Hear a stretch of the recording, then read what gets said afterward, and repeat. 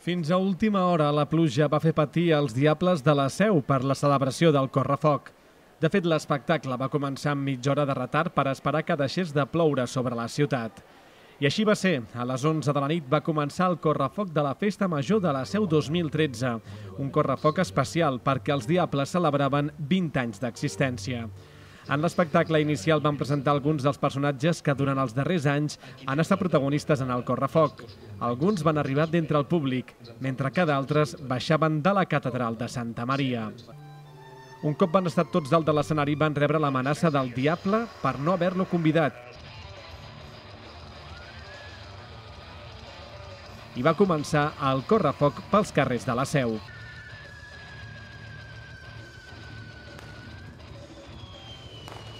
Durant més d'una hora, els Diables de la Seu van recórrer el casc antic de la ciutat acompanyats per centenars de persones en el seu trajecte, per de nou acabar a la plaça dels Oms, on va començar la traca final de l'espectacle que havien preparat els Diables de la Seu.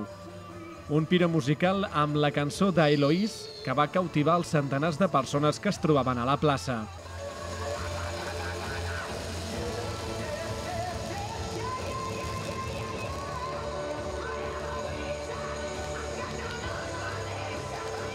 Amb aquest espectacle, els Diables van celebrar el seu 20è aniversari i van posar el punt i final a la Festa Major de la Seu d'Urgell 2013.